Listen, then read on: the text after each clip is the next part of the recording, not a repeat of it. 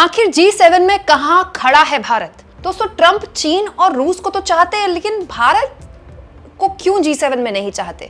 दोस्तों, G7 के न्योते से लेकर मोदी का G7 में जाना, इसको लेकर काफ़ी खबरें बनी।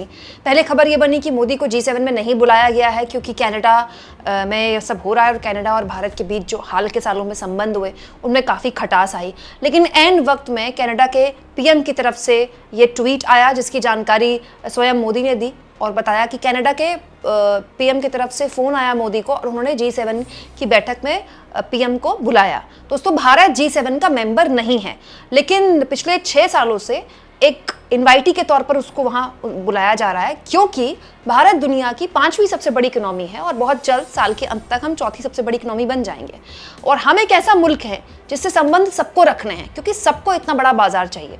लेकिन बड़ा सवाल यह है दोस्तों कि ट्रंप भारत की मौजूदगी में जो बात चीन के लिए कर रहे हैं, जो बात रूस के लिए कर रहे हैं, वो भारत के लिए क्यों नहीं कर रहे हैं? दोस्तों, G7 का हर हाल में भारत को परमानेंट मेंबर होना ही चाहिए, कोई गेस्ट या इनवाइटी के तौर पर नहीं। भारत हर लिहाज से G7 के परमानेंट मेंबरशिप डिजर्व करता है। लेकिन हैरानी इस बात की है कि ट्रंप ने G7 की बैठक में जो परमानेंट मेंबर बनाने की बात कही, वो कहा कि वो तो रूस को बनाना चाहिए या फिर चीन को बनाना चाहिए। आखिर ये बात भारत के लिए क्यों चिंता की बात है? और आने वाले वक्त में अमेरिका के इस बिल्कुल बदलते रुख को लेकर भारत के लिए क्या सबक है दोस्तों, सब कुछ मैं आपको तफसील से बताऊंगी। दरअसल द हिंदू का ये आर्टिकल देखिए दोस्तों। इस आर्टिकल में डोनाल्ड ट्रंप ने, हालांकि डोनाल्ड ट्रंप G7 की बैठक बीच में ही छोड़कर चले गए, लेकिन वहां जितनी देर वो रहे उन्होंने एक बात बोली और वो बात जो थी वो बहुत महत्वपूर्ण बात थी क्योंकि ये बात उन्होंने रूस और चीन को लेकर बोली। दरअसल दोस्तों, G7 नहीं हुआ करता था, G8 हुआ करता था। दोस्तों, ये जो G8 कंट्रीज थी, ये थी Canada, France, Germany, Italy, Japan, Russia और यूनाइटेड किंगडम, और यूएस तो था, यूनाइटेड स्टेट्स। तो मतलब रूस भी इनमें से एक था। लेकिन 2014 में रूस को इस ग्रुप से सस्पेंड कर दिया गया, रूस को इस ग्रुप से बाहर कर दिया गया। दोस्तों, ये वो दौर था जब क्रीमिया पर रूस ने हमला किया था और अमेरिका के राष्ट्रपति बराक ओबामा थे। तो 2014 से आप कह सकते हैं 11 साल से G8 जो था वो G7 बन गया। और अब इस G7 की बैठक में जो कि कनाडा में हो रहा है और जहां पर मोदी स्वयं मौजूद हैं, वहां पर डोनाल्ड ट्रंप ये कह रहे हैं कि जो 2014 में बराक ओबामा के रहते हुए रशिया को G8 से निकाला वो गलत फैसला था। हालांकि वो अपनी बढ़ाई भी करते हैं, अपनी तारीफ भी करते हैं, जो कि ट्रंप का एक अंदाज है कि भाई एक तो व्लादिमीर पुतिन जो हैं वो केवल मुझी से बात करते हैं और उनसे कोई ठीक से बात नहीं करता, और ये बहुत गलत फैसला था जो रशिया को G8 से निकाला गया और G7 कर दिया गया। दोस्तों, ये बात उस वक्त भी उठी थी जब रशिया को निकाला गया था। उस वक्त भी ये कहा गया था, कई जगह ये खबरें छपी थी कि रशिया दुनिया का सबसे बड़े मुल्कों में से एक है, सबसे बड़ी ताकत है, और उसको इस तरह से निकालना, उसको इस तरह से पनिश करना G8 को मजबूत करेगा या कमज़ोर करेगा। अब हुआ क्या, उसके बाद ब्रिक्स भी एक खबरों में आने लगा। और ब्रिक्स बेसिकली ऐसे मुल्क हैं दोस्तों जिनके लिए कहा जा रहा है कि आने वाले जो 100 साल हैं ये ब्रिक्स देशों के ही हैं, क्योंकि सबसे ज़्यादा जो इकोनॉमी डेवलप हो रही है, जो जहाँ पर GDP दर अच्छी दिख रही है, जहाँ पर जो इकोनॉमिक ग्रोथ है वो ज़्यादा अच्छी दिखाई दे रही है, जहाँ एक उम्मीद दिखाई दे रही है, वो दरअसल ब्रिक्स देश हैं। ये जो G7 के देश हैं जो पहले G8 थे, यहाँ जो इकोनॉमी है वहाँ ढलान में आ रही है। हालांकि ये दायरा पाटने में भी बहुत वक्त लगेगा, लेकिन ये जो बड़े बड़े मुल्क बैठकर इस तरह की बातें करते हैं तो आने वाले 50 सालों के लिए करते हैं ना।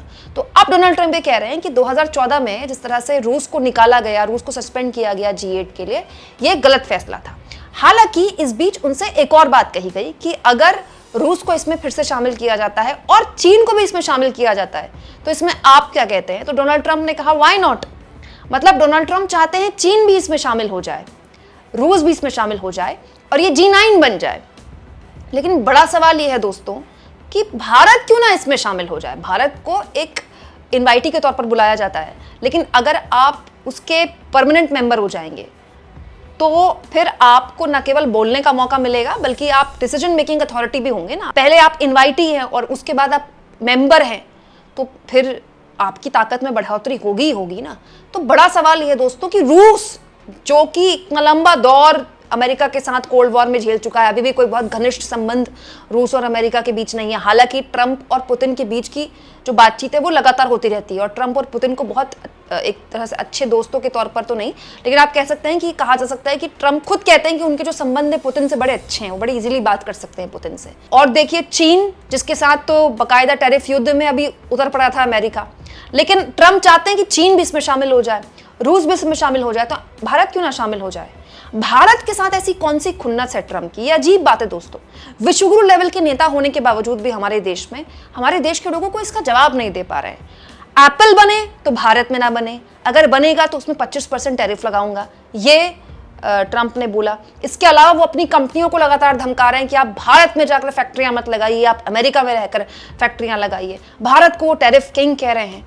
मतलब भारत को लेकर लगातार इस तरह की बातें, और सब जानते हैं भारत और पाकिस्तान के बीच सैन्य संघर्ष में जो अमेरिका ने भारत के साथ किया है, मतलब वो बहुत ज़्यादा गलत है, हर लिहाज से वो गलत है।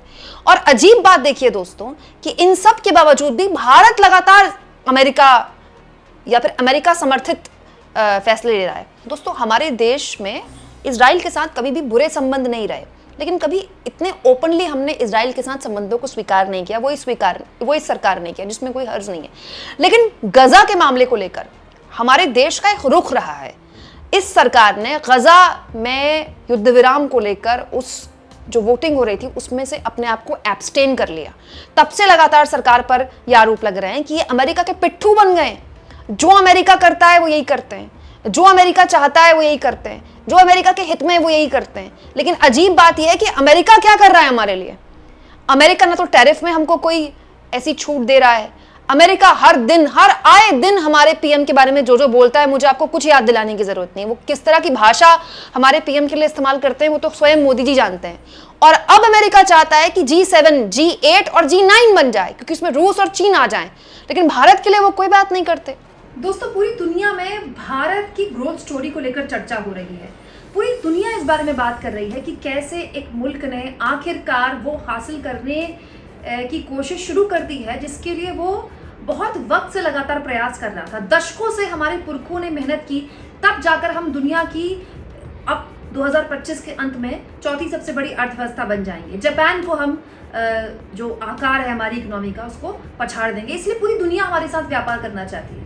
दुनिया के बड़े मुल्क चाहते हैं कि हम उनसे हथियार खरीदें, चाहे वो अमेरिका हो, चाहे वो रूस हो, चाहे वो फ्रांस हो। लेकिन बड़ा सवाल यह है दोस्तों कि क्या हमारी बात केवल एक दुनिया के सबसे बड़े बाजार के तौर पर ही होगी? दोस्तों यूएस में जो सबसे बड़ा डायस्पोरा है इस वक्त, जो सबसे ज़्यादा टैक्स देता है अमेरिकन के अलावा, वो इंडियन डायस्पोरा है। क्या आप जानते हैं? मतलब अमेरिकन गवर्नमेंट की झोली भरता है इंडियन डायस्पोरा। जितने भी डॉक्टर्स, सॉफ्टवेयर इंजीनियर्स, जो टेकीज हैं, सब भारत के हैं। और ये केवल अमेरिका में नहीं है, आप यूके में चले जाइए, आप ऑस्ट्रेलिया में चली जाइए। मैं अमेरिका का मुख्यतः बात कर रही हूँ क्योंकि ट्रंप ने ये बात भारत के लिए बोली है। दोस्तों ये वो डायस्पोरा है जिसने ट्रंप को बड़े स्तर पर वोट दिया है। इस बार ट्रंप जो इतनी प्रचंड जीत लेकर आए हैं उसमें भारतीयों का भी उनके साथ बहुत बड़ा सपोर्ट रहा।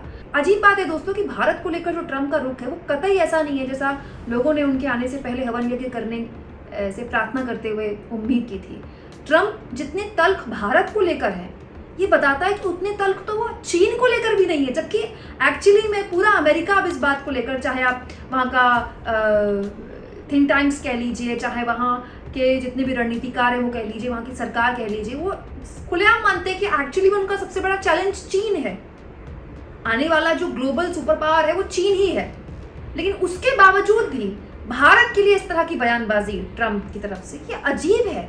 इसलिए भी अजीब है दोस्तों कि अमेरिका को चाहिए कि चीन को, अगर एशिया के अंदर चीन को काउंटर करना है तो वो चाहता है कि इंडिया काउंटर करे।